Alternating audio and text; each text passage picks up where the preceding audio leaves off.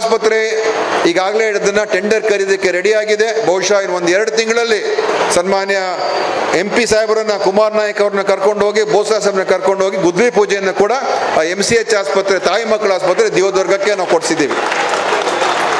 ಇದು ಇಷ್ಟೊಂದು ಯಾವತ್ತಾದರೂ ಕೇಳಿದ್ದೀರಾ?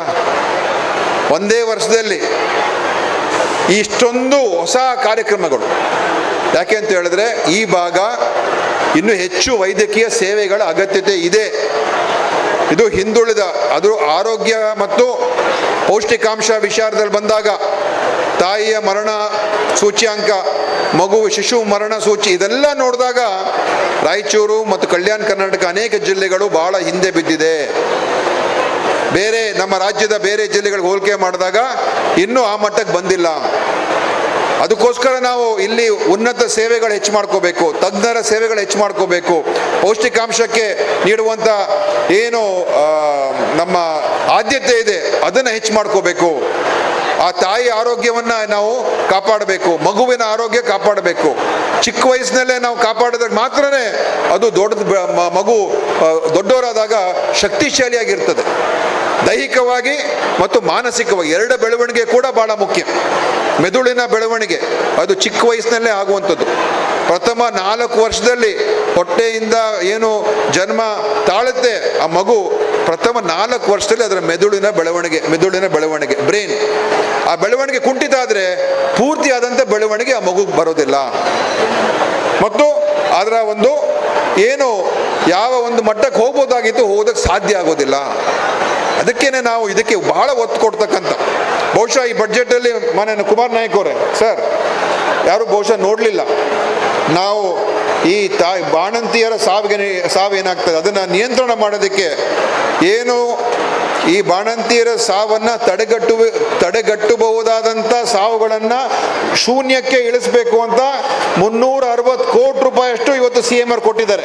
360 ಕೋಟಿ ರೂಪಾಯಿ ಬಾಣಂತಿಯರ ಸಾವು ಏನು ಆಗ್ತದೆ ಅದನ್ನು ಶೂನ್ಯಕ್ಕೆ ಇಳಿಸಬೇಕು. ಅದಕ್ಕೆ ಕಾರ್ಯಕ್ರಮವನ್ನು ಈಗ ನಾವು ರೂಪಿಸಿದ್ದೇವೆ.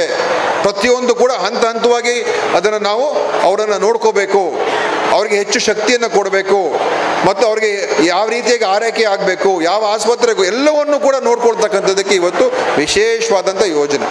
ಮತ್ತು ನೀವಾಗಲೇ ಹೇಳಿದ್ರಿ, ನಾಯಕ್ ಅವರು ಹೇಳಿದ್ರು, ಈ HPV ವ್ಯಾಕ್ಸಿನ್ ಏನು ಬರ್ತದೆ ಅದು ಈ ಗರ್ಭಕಂಠದ ಏನು ಕ್ಯಾನ್ಸರ್ ಇದೆ ಅದನ್ನು ನಿವಾರಣೆ ಮಾಡುವಂಥ ವ್ಯಾಕ್ಸಿನ್.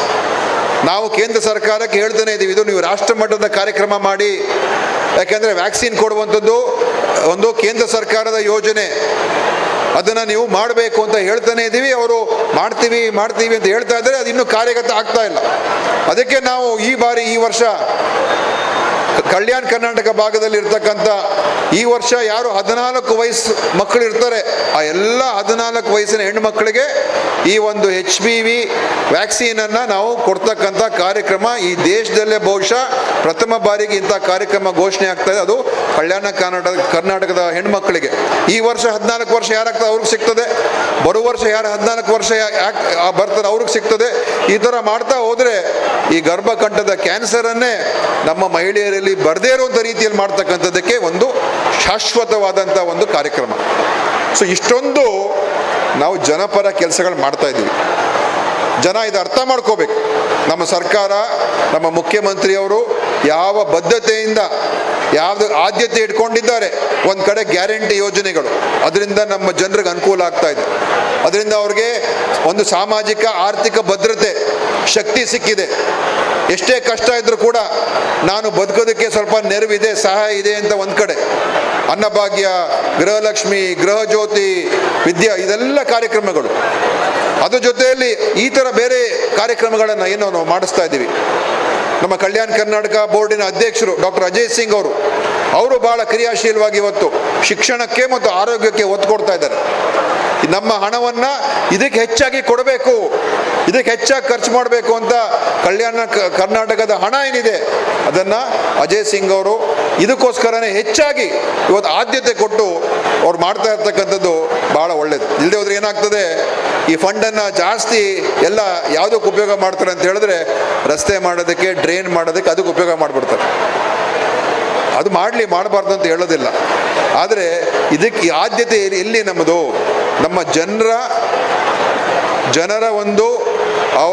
ಜನರ ಮೌಲ್ಯವನ್ನು ಹೆಚ್ಚು ಮಾಡಬೇಕು. ಅದಕ್ಕೆ ಮಾನವ ಸಂಪನ್ಮೂಲ ಮನುಷ್ಯ ಚೆನ್ನಾಗಿದ್ರೆ ತಾನೇ ಮಿಕ್ಕಿದೆಲ್ಲ ನಾವು ಉಪಯೋಗ ಮಾಡ್ಕೊಳಕ್ಕಾಗ್ತದೆ. ಅವನು ವಿದ್ಯಾವಂತನಾಗಬೇಕು, ಆರೋಗ್ಯವಂತನಾಗಬೇಕು, ದುಡಿಬೇಕು, ಸಂಪಾದನೆ ಮಾಡಬೇಕು, ಬೆಳಿಬೇಕು. ಅದಾದರೆ ಮಿಕ್ಕಿದೆಲ್ಲ ನಾವು ಹೇಗೋ ಮಾಡೋಣ.